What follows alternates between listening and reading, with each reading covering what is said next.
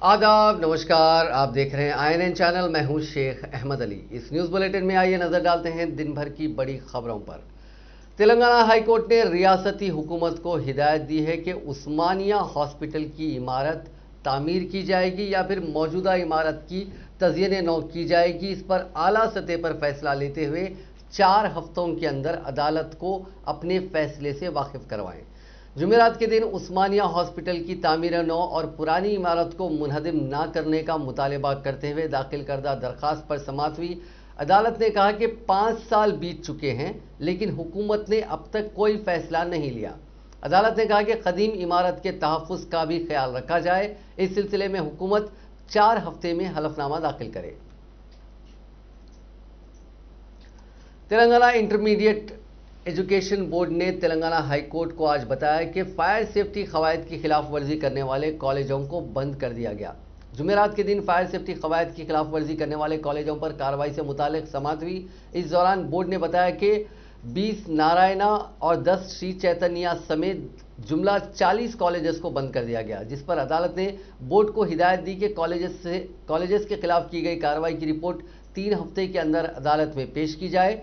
दूसरी तरफ कॉलेज इंतजामिया ने अदालत को बताया कि कानून बनने से पहले तामीर की गई इमारतों के खिलाफ अचानक कार्रवाई की गई, जिस पर अदालत ने कहा कि कॉलेजेस फायर सेफ्टी कवायद पर सख्ती से अमल करें। कवायद की खिलाफ वर्जी करने वाले कॉलेजेस को जारी किस तरह रखा जा सकता है। अदालत ने कहा कि बाज़ कॉलेजेस सिर्फ मुनाफे के लिए चलाए जा रहे हैं।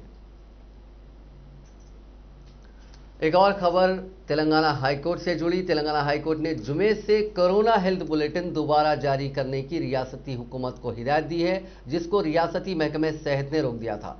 अदालत ने रियासत में कोरोना की सूरत हाल का आज तफसीली जायजा लेते हुए हुकूमत को वाज़े तौर पर हिदायत दी कि इस बुलेटिन को रोज़ाना की असास पर जारी किया जाए। अदालत ने साथ ही कल से रियासत में सीरम सर्वे करने की भी हिदायत दी। अदालत ने कहा कि सीरम सर्वे रिपोर्ट की सिफारिशात पर अमल करने के इक़दाम करने चाहिए। अदालत ने यह भी कहा कि रियासत में टीका अंदाजी की मुहिम की बड़े पैमाने पर तशहीर की जाए। इस मौके पर हाईकोर्ट को हुकूमत ने 25 जनवरी से इस माह की 12 तारीख तक किए गए टेस्ट की तफसीलात से वाकिफ करवाया और एक रिपोर्ट पेश की। हुकूमत ने कहा कि उसने 1,03,737 RT-PCR और 4,83,266 रैपिड एंटीजन टेस्ट किए।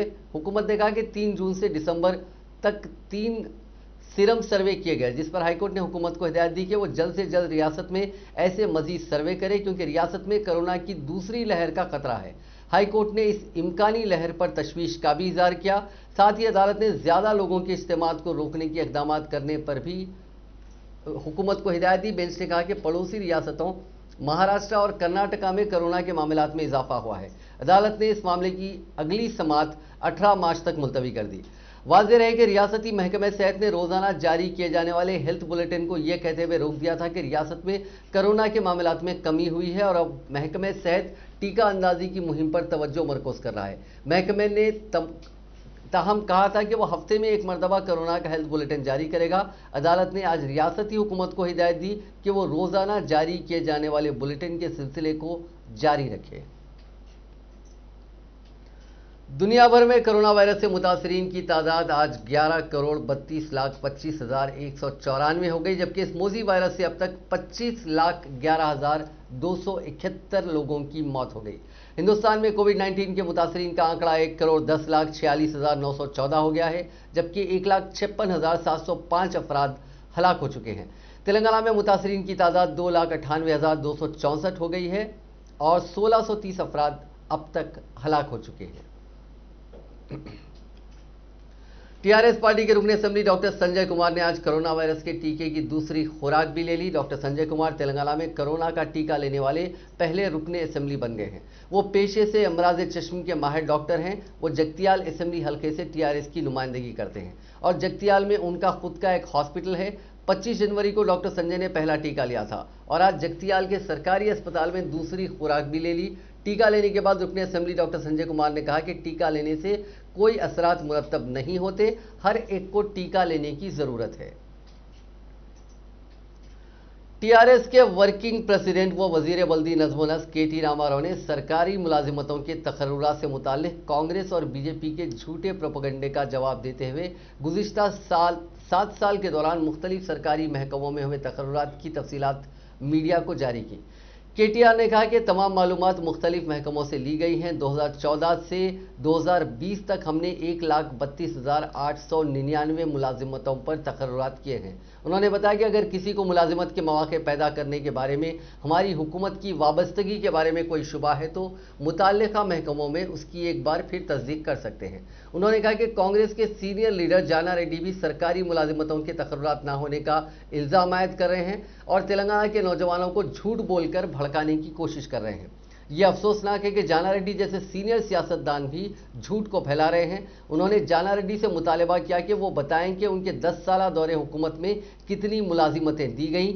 ये भी जानना चाहते थे कि तेलंगाना के नौजवानों को कितनी मुलाजिमतें दी गईं। टीआरएस हुकूमत ने 1,32,899 जॉब्स फराहम किए, जिसकी तफसीलात उन्होंने महकमेवारी सतह पर दी। उन्होंने कहा कि तेलंगाना के नौजवानों के लिए खानगी शोबे में तकरीबन 14 लाख नौकरियां फराहम की गई हैं। हाल ही में वज़ीर आला चंद्रशेखर राव ने मजीद 50,000 मुलाजिमतों पर तकर्रुरात का फैसला किया है। तेलंगाना के वजीर finance Harish Rao school teacher बन गए, जिन्होंने मेदक जिले के पापन्नापेट के एक स्कूल का मायना करते हुए तुलबा की सलाहियतों की जांच की। उन्होंने तुलबा से कई सवालात करते हुए उनकी जहानत का इम्तिहान भी लिया। उन्होंने कोरोना के बाद खोले गए स्कूल्स में तदरीस की सूरत हाल का तफसीली जायजा लिया। इस स्कूल में तुलबा से मुख्तलिफ इस्तफसारात भी किए। साथ ही वज़ीर मौसूफ ने तुलबा से उनकी ख्वाहिशात और उनके ख्वाबों के बारे में भी पूछा और उनके जवाबात सुनने के बाद उनकी सताइश भी की। उनके क्लासरूम की वीडियो सोशल मीडिया के मुख्तलिफ ग्रुप्स में तेज़ी के साथ वायरल हो गई। बाज़ बच्चों ने उनके सवाल के जवाब देते हुए कहा कि ऑनलाइन क्लासेस के बजाय स्कूल में क्लासेस उनको अच्छी लग रही हैं। मकामी रुकन असम्बली पद्मा देवेंद्र रेड्डी समेत कलेक्टर और दूसरे इस मौके पर मौजूद थे। చదువు మర్చిపోతున్నామేమో అని భయమేనా? ఓకే, ఏం కావాలనుకుంటుంది Shravani? Doctor. Very good, nice. So doctor కావాలంటే ఏం చేయాలి శ్రావణి? నానా సో 10th అయిపోయిన తర్వాత ఏం చదవాలి? బైపీసీ తీసుకోవాలి, అంతే కదా? బైపీసీ తీసుకొని బాగా ప్రిపేర్ అయితే డాక్టర్ అవుతారు, అంతే కదా? డాక్టర్ అయి శ్రావణి ఏం చేయాలనుకుంటుంది? అమెరికా పోవాలనుకుంటుందా? ఇక్కడే ఉండాలనుకుంటుందా? పేద ప్రజలకు సాయం చేయాలనుకుంటుంది శ్రావణి, అంతేనా? శ్రావణికి ఏ సబ్జెక్ట్ బాగా ఇష్టం? ఓహో, వెరీ గుడ్. అన్ని ఇష్టమేనా? అన్నిట్లో ఏది బాగా ఇష్టం? తెలుగు టీచర్ బాగా ఎవరిని కలిసినా తెలుగు అంటున్నామ్మా. లతమ్మా, మీ యొక్క ఇన్ఫ్లుయెన్స్ బాగుంది పిల్లల మీద. I think you are teaching very well. So every student is saying I like Telugu. Right అమ్మా, నువ్వేం కావాలనుకుంటున్నావు? డాక్టర్. అందరు డాక్టర్ కదా గర్ల్స్. సో నీకే సబ్జెక్ట్ ఇష్టం?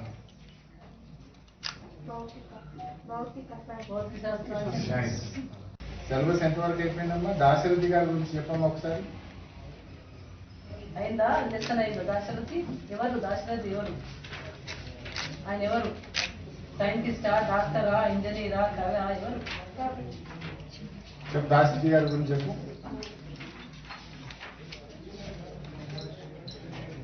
అమ్మా.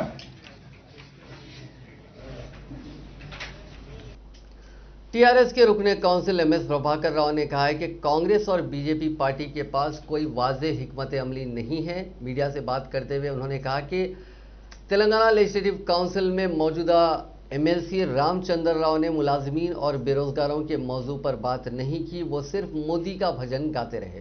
उन्होंने कहा कि इंतखाबात आते ही बीजेपी कीचड़ उछालने का काम करती है। इतने कम वक्त में बड़े पैमाने पर टीआरएस हुकूमत ने मुलाजिमतें फराहम की, लेकिन बीजेपी और कांग्रेस लगातार टीआरएस पर तनकीदें कर रही हैं। टीआरएस पार्टी के रुकन असम्बली केपी विवेक ने कहा है कि हैदराबाद काउंसिल हल्के से उम्मीदवार का केसीआर के ऐलान के साथ ही बीजेपी और कांग्रेस पार्टी में हलचल शुरू हो गई है। मीडिया से बात करते हुए उन्होंने कहा कि टीआरएस का मुकाबला ना बीजेपी कर सकती है और ना कांग्रेस कर सकती है, इसीलिए वो गलत प्रोपेगेंडा कर रहे हैं। 6 साल से बीजेपी के अपने काउंसिल ने ग्रेजुएट्स के लिए कुछ नहीं किया। ये बात खुद रामचंद्र राव भी जानते हैं कि उन्होंने कुछ नहीं किया। వాడతో చేతగాక ఆడని చేతగాక భూమి బాగలేనట్టు మా నాయకులపైన మీ పదే పదే గౌరవ మరి మంత్రివర్యులు మా వర్కింగ్ ప్రెసిడెంట్ కేటీఆర్ గారు ఎన్నో సందర్భాల్లో అసెంబ్లీ వేదికగా అన్ని పార్టీ నాయకులు చాలా స్పష్టంగా చెప్పారు, రికార్డులో ఉంది. కేంద్రం సహకరించట్లేదు, ఎన్నోసార్లు ఉత్తరాలు రాశాము, ఎన్నోసార్లు ప్రత్యక్షంగా కలిశాము. ఇక్కడ ఉన్నటువంటి గతంలో పనిచేసేటువంటి కేంద్ర మంత్రిగా ఉన్నటువంటి ఇప్పుడు గవర్నర్గా ఉన్నటువంటి పెద్దలు బండారు దత్తాత్రేయ గారిని తీసుకొని కూడా వారి సమక్షంలో కూడా వారికి కూడా చెప్పడం జరిగింది. ఏమి చేయలేకపోయినారు. ఇన్ని చేయని వాళ్ళు ఇప్పుడు చేంజ్ చేస్తారు వాళ్ళు. కాబట్టి జనరల్గా ఏమైపోయిందంటే కాంగ్రెస్ పార్టీ అంటే అవినీతికి అడ్రస్ అయింది. ఇప్పుడు బీజేపీ పార్టీ కూడా ఎట్లయిపోయిందంటే అబద్ధాల పార్టీ అయిపోయింది. వాళ్ళ డిఎన్ఏలోనే అబద్ధాలు.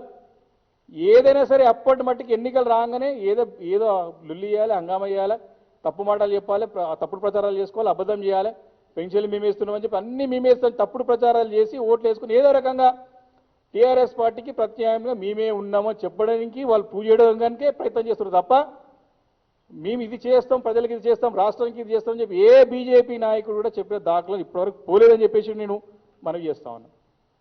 నిజంగా కూడా మరి बीजेपी नायकों की चित्तशुद्धि उनटे। टीआरएस के रुकन असेंबली सैदी रेड्डी ने कहा है कि जाना रेड्डी टीआरएस हुकूमत पर तनकीद करते हुए लोगों को गुमराह करने की कोशिश कर रहे हैं। मीडिया से बात करते हुए उन्होंने कहा कि टीआरएस पार्टी एक तहरीक चला चुकी है और उसी अंदाज में वो हुकूमत चला रही है। उन्होंने कहा कि पीवी नरसिम्हा राव की लाश को लावारिस लाश की तरह हैदराबाद में लाने का काम तेलंगाना कांग्रेस कायदीन ने किया था। उन्होंने कहा कि नागार्जुना सागर प्रोजेक्ट के करीब फसलों को पानी ना देने वाले जाना रेड्डी को हुकूमत पर तनकीद करने का हक नहीं है। చరిత్రలో ఈ రోజు లిఫ్ట్ ఇచ్చే పరిస్థితి వచ్చింది టీఆర్ఎస్ పార్టీ. 70 ఏళ్ల స్వాతంత్రం వచ్చినాక 40 ఏళ్ల పాటు మీరు ఆడ శాసనసభలో ఉండి దాదాపు 5-6 శాఖలకి మీరు సీనియర్ మంత్రిగా ఉండి మీరు ఇంకా చాలా ఊర్లకి నీళ్లు రాకపోతే ఈ రోజు కేసీఆర్ గారు ఎన్నికల్ లిఫ్ట్ ఇచ్చిన కొంకుడిగడ్డి లిఫ్ట్ ఇచ్చిన లిఫ్ట్లతోటి నీ కాన్స్టిట్యున్సీకి తీసుకురావాలని చూస్తా ఉన్నాడు. చివరికి నాగార్జున సాగర్లో ఒక డిగ్రీ కాలేజ్ తెచ్చుకోలేకపోయినావు 5-6 శాఖలు నిర్వహించి. నువ్వు మాట్లాడుతా ఉన్నావు ఇవాళ కేసీఆర్ గారి గురించి. ఇంకేమన్నంటే మేము 4.9 లక్షలు అన్నాడు. ఎక్కడి నుంచి వచ్చినా నీకు 4.9 లక్షలు? 2004 నుంచి 2014 దాకా మీరు వేసిన జాబులు మొత్తం కలిపి 24,000 జాబులు. ఈరోజు మీరు ఏది పడితే పేపర్ పట్టుకోవటం మాట్లాడటం. ఈరోజు ప్రతి ఒక్కటి దేశం కాదు ప్రపంచం గమనిస్తూ ఉంది టీఆర్ఎస్ పార్టీ ఏం చేస్తుంది, ఈ కొత్త రాష్ట్రం చిన్న రాష్ట్రం తెలంగాణ ఏం చేస్తుందని. ఈ 6 ఏళ్లలో 2014 నుంచి 2020 దాకా ఇప్పటికి 2,12,000 కోట్లు ఇన్వెస్ట్మెంట్ తీసుకొచ్చిన చరిత్ర కేటీఆర్ గారిది, ఈ తెలంగాణ ప్రభుత్వానికి. ఎందుకంటే ఒక ఇన్వెస్ట్మెంట్ పెట్టాలంటే మనం ఎక్కడ పోయి ఏదైనా చేయాలంటే ఆ ఊరు బాగుందా అది బాగుందా అని చూస్తాం. ఈరోజు అన్ని బాగుంటేనే ఇన్వెస్ట్మెంట్స్ వస్తాయి. ఈరోజు ప్రపంచంలో పేరుగొన్న 10-15 సంస్థలు ఎక్కడ లేని సంస్థలన్నీ ఈరోజు తెలంగాణకు వచ్చినాయంటే అది తెలంగాణ రాష్ట్ర గొప్పతనం. साबिक अपोजिशन लीडर के जाना रेड्डी ने कहा है कि जो सियासी कायदीन सोशल मीडिया का इस्तेमाल करते हैं उनको कोई खास फायदा होने वाला नहीं है। मीडिया से बात करते हुए उन्होंने कहा कि कांग्रेस के भी कई कायदीन सोशल मीडिया का इस्तेमाल करते हुए जवाबी हमले कर रहे हैं। उन्होंने कहा कि गैर अखलाकी गुफ्तगू से पार्टी को नुकसान होगा और पार्टी के चाहने वाले इस हरकत से नाराज होंगे क्योंकि इससे उन्हें भी नुकसान पहुंचेगा। जाना रेड्डी ने कहा कि कायदीन की जिम्मेदारी है कि वो अपने चाहने वालों को वफादार समझे वरना मुश्किलात पैदा हो सकती हैं। మా నాయకుడి గొప్ప అని ఇంకో నాయకుడి తక్కువ అని లేక మా నాయకుడికి మీరు ఎదురు తిరుగుతున్నారు అని ఇంకోటి అనుకోవటం, మా నాయకుడికి నువ్వు సవాల్ ఇస్తుంటావా అని ఈ నాయకుని అభిమానులు అనుకోవటం, ఇట్లా పరస్పర అభిమానులు కొంతమంది వాళ్ళు అభిమానంతో చేయొచ్చును, అవగాహన లేక చేయొచ్చు, లేక అనాలోచితంగా వ్యవహరించవచ్చు, ఆవేశంతో కూడా వ్యవహరించవచ్చు. ఇవన్నీ కూడా సరి అయినవి కావు. దాని మూలాన ఒకరినొకరు పరుష పదాలు ఉపయోగిస్తూ వాళ్ళని అవమానపరిచే విధంగా ప్రయత్నం చేస్తే మన నాయకత్వాన్ని బలోపేతం చేసేది పోయి దిగజార్చిన, అవమానం చేసిన, అపహాస్యం చేసిన మొత్తం పార్టీకి నష్టం.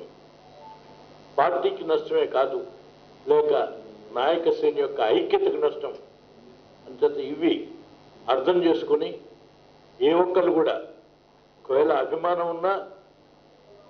అభిమానంలో ఉన్నటువంటి వాళ్ళ నాయకుడు ఎదగాలన్నా, అతను ముందుకు పోవాలన్నా క్రమశిక్షణ కలిగినటువంటి కార్యకర్తలుగా అతన్ని సమర్థిస్తూ అటువంటి నాయకత్వానికి ఆదర్శంగా ఉన్నది చూడు అని చెప్పేటట్టుగా ఉండాలి. కానీ అభిమానం కొద్దీ ఇతర నాయకులను తిట్టడం అనేటువంటిది సరి అయింది కాదు, లేక అవగాహన లేకుండా వ్యవహరించడం కూడా సరి అయింది. దాంతో మనకు ఘర్షణ వాతావరణం ఏర్పడటంతో కాదు, మనస్పర్ధలు ఏర్పడటం, ఆ తర్వాత మనం బలహీనపడటం. टीपीसीसी के ओबीसी सेल के सदर नशीन के वेंकट स्वामी ने कहा है कि सरकारी इदारों को चलाने में मरकजी हुकूमत नाकाम हो चुकी है। मीडिया से बात करते हुए उन्होंने कहा कि वजीर आजम नरेंद्र मोदी की नाअहली साबित हो चुकी है। उन्होंने कहा कि सरकारी इदारों को ख़त्म करने के साथ साथ हुकूमत तहफ़्फ़ुज़ात को ख़त्म करने की पूरी कोशिश कर रही है। ये लोग भी अपने अपने टाइम में ये गवर्नमेंट इंस्टीट्यूशंस को एस्टैब्लिश करें, भेजे नहीं। पहली बार इस देश में ये इंस्टीट्यूशंस का भेज देने का प्रक्रिया वाजपेयी साहब के टाइम में हुआ। ऑफ कोर्स वाजपेयी जी ने थोड़े एस्टैब्लिश करा, उसके साथ साथ एक 7 इंस्टीट्यूशंस को उन्होंने भेज दिया। मगर नरेंद्र मोदी आके 7 साल हुआ, 7 साल में एक भी इंस्टीट्यूशन को उन्होंने एस्टैब्लिश नहीं करा। मगर बेचते जा रहे हैं, बेचते जा रहे हैं। The shame on the part of the Narendra Modi and the NDA government and BJP government and the BJP ideology. BJP ideology क्या है? स्वदेशी है। स्वदेशी बोल के बोलते हुए विदेशियों को डिफेंस में FDI GSO एक देशद्रोही है, प्रजाद्रोही है मोदी। निकम्मा केवल नहीं है, ये प्रजाद्रोही है, ये जनता का द्रोही है। क्योंकि जनता की जो आश्वासन दिया 2014 में, 2019 में, हम भी ओबीसी है, हमारे लिए आप वोट दो, तो दे दिया। देश के जनता ने यकीन करके आज देश का जनता के पीठ में चाकू चलाती है। आज SC, ST, OBC ये रिजर्वेशन गवर्नमेंट इंस्टीट्यूशन में, सेमी गवर्नमेंट इंस्टीट्यूशन में, क्वाजी गवर्नमेंट इंस्टीट्यूशन में रहता है, प्राइवेट इंस्टीट्यूशन में नहीं रहता। सो ये पूरा प्राइवेटाइज कर रहे हैं। सो वजह क्या है? रिजर्वेशन को पूरा निकालने की इनका आइडिया है। उसके ऊपर इस देश के जनता ने से अपोज करते, इसीलिए इनडायरेक्टली शिकंडी जैसे पूरे गवर्नमेंट इंस्टीट्यूशन को बेच दे के SC, ST, BC minority reservation को खत्म कर दिया। इस देश के लिए 70 साल 70 इयर्स हमने चलाया। अभी मोदी जी आप निकम्मा है, आप नहीं चला सकते, हमें पहले ही मालूम है, जनता को अभी मालूम होगा। हम सवाल दे रहे, आप उतर जाओ, हमको दे दो। ये 100 से ज्यादा जो इंस्टीट्यूशंस है, सेमी गवर्नमेंट इंस्टीट्यूशंस है, हम चलाते, हमको दे दो, हम चलाते। गवर्नमेंट आप चला। कांग्रेस के साबिक रुकन असेंबली के श्रीशैलम गौड़ ने बीजेपी में शमूलियत इख्तियार करने के बाद पहली बार रियासती बीजेपी के दफ्तर पहुंचे। इस मौके पर उनका इस्तकबाल किया गया। इस मौके पर श्रीशैलम गौड़ ने मीडिया से बात करते हुए कहा कि वो 30 साल कांग्रेस पार्टी से वाबस्ता थे। टिकट ना देने पर उन्होंने आज़ाद उम्मीदवार की हैसियत से मुकाबला करते हुए कामयाबी हासिल की थी। रियासत की तकसीम के बाद TRS हुकूमत मुखालिफ अवाम पॉलिसियों के खिलाफ कांग्रेस जद्दोजहद करने में नाकाम रही है।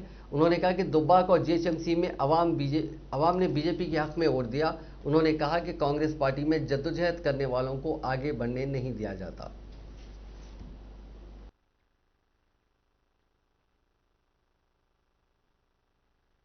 మంచి మెజార్టీ ఇచ్చి మరి టిఆర్ఎస్ అధినేతకు షాక్ తినే విధంగా మరి బీజేపీకు పట్టడం కట్టడం జరిగింది. ప్రజల తరపున పోరాడాలంటే ఒక బీజేపీ పార్టీ మనకు కనబడుతుంది. బీజేపీని ప్రజలు ఆదరిస్తున్నారు.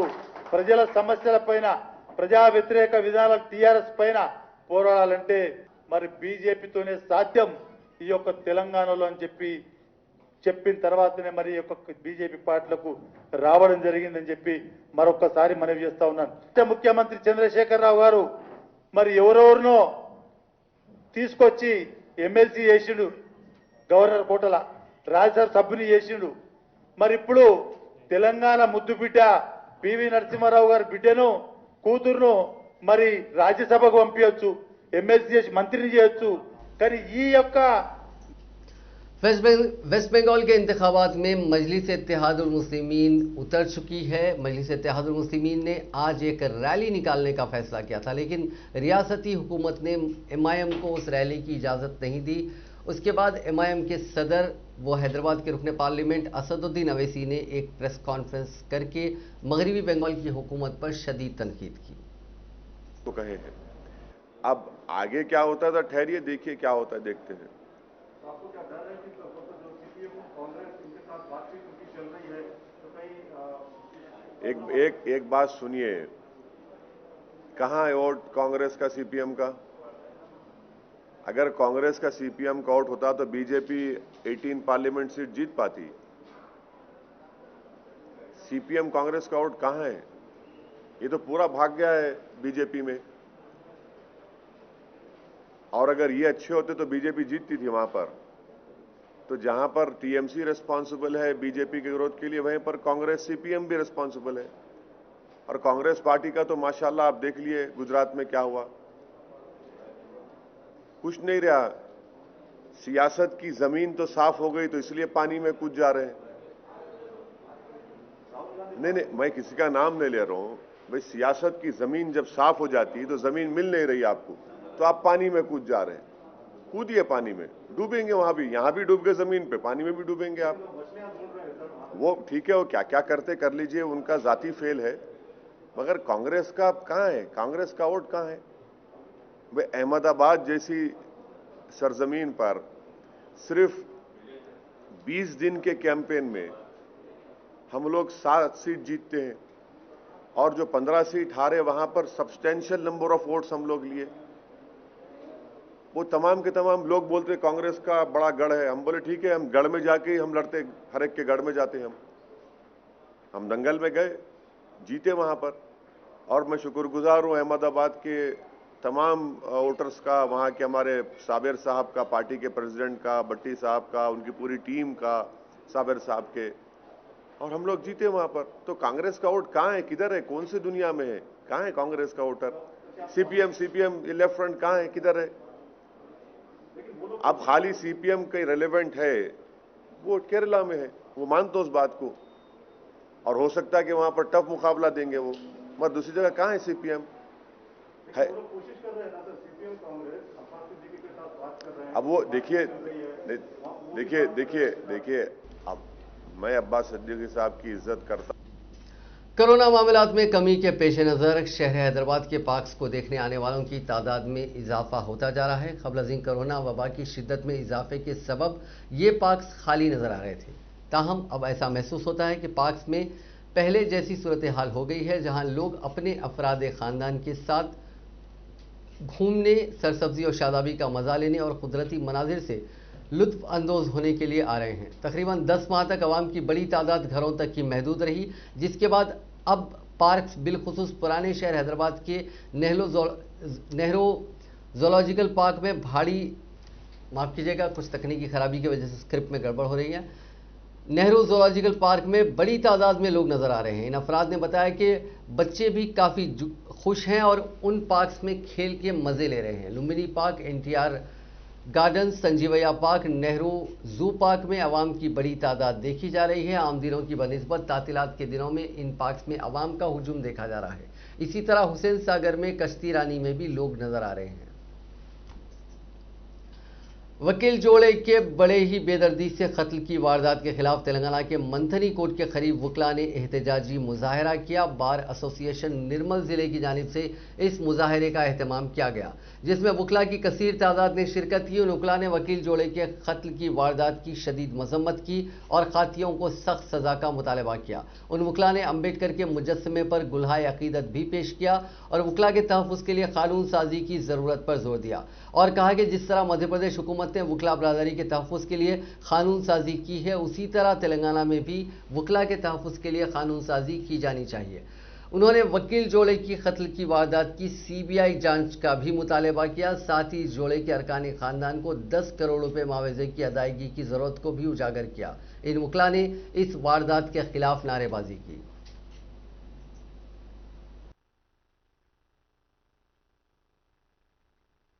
ప్రభుత్వం తరపున 10 కోట్ల రూపాయల నష్టపరిహారాన్ని ఇవ్వాలి. అంతేకాకుండా అడ్వకేట్ ప్రొటెక్షన్ యాక్ట్ ను ఇది సెంటర్ కంటే మొదలు చట్టం లోపల ఈ కేంద్ర మన రాష్ట్రం లోపల కూడా, ఎందుకంటే ఇప్పుడు ఈ రోజు మధ్యప్రదేశ్ గవర్నమెంట్ ఏదైతే ఉన్నదో Madhya Pradesh government advocate protection act అని చెప్పేసి ఒకటి తీసుకురావడం జరిగింది.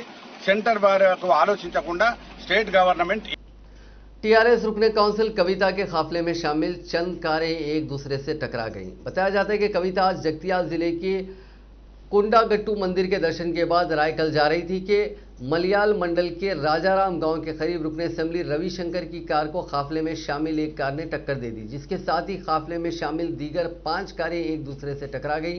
ताहम इस हादसे में किसी के जख्मी होने की तला नहीं है, अलबत्ता कारों को मामूली नुकसान पहुंचा। बताया जाता है कि कविता की कार काफिले में सामने थी।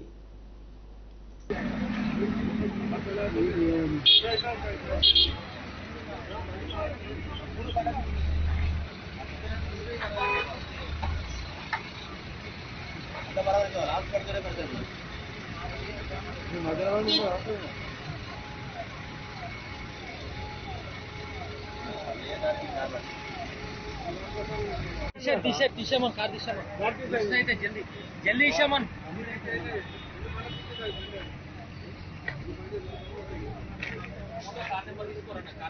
ఇది గుద్దింది ఫస్ట్ ఇది గుద్ది ముందర వచ్చి మళ్ళీ వెనక వచ్చింది।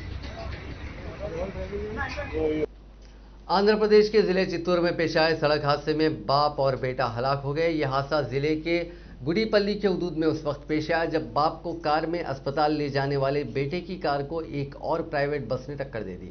हादसा इतना शदीद था कि बाप मौके पर ही हलाक हो गया, जबकि बेटे की अस्पताल में इलाज के दौरान मौत हो गई। इन दोनों की शिनाख्त बाप 65 साला सुब्बप्पा और 43 साला कांतप्पा के तौर पर की गई है। हादसे के मकाम का दिलखराश मंजर पेश करा था। इस हादसे में कार को शदीद नुकसान पहुंचा। इतला मिलते ही पुलिस वहां पहुंची, जिसने इस सिलसिले में एक मामला दर्ज करके लाशों को पोस्टमार्टम के लिए भेज दिया।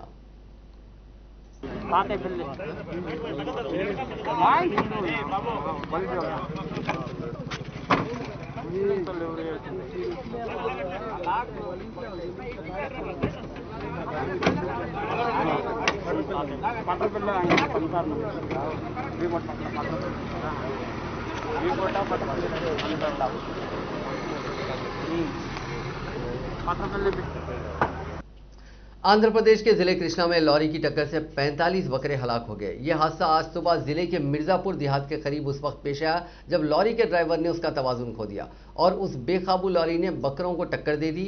ये बकरे मागुंटी नारायणा ए वेंकटेश्वर राव मागुंटी श्रीनिवास राव के थे।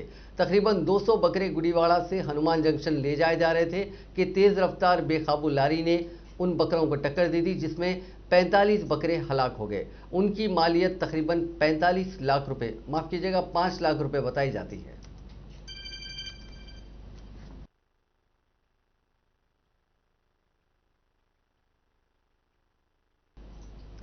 तेलंगाना के जिले विकाराबाद में तेंदुए ने बकरियों पर हमला कर दिया। जिले के कलकाचरला मंडल में कल शब यह वाकया पेश आया, जिसमें 4 बकरियां हलाक हो गई। इस वाकये की इतला सुबह में मकामी अफराद को मिली, जिन्होंने फौरी तौर पर महकमे जंगलात के अहदेदारों को चौकस किया।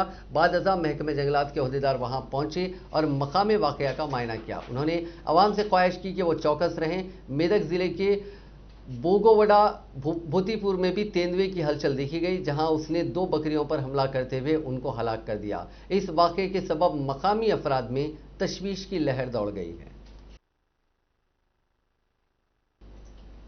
नाजरीन, इस न्यूज बुलेटिन में बस इतना ही। देखते रहिए INN चैनल।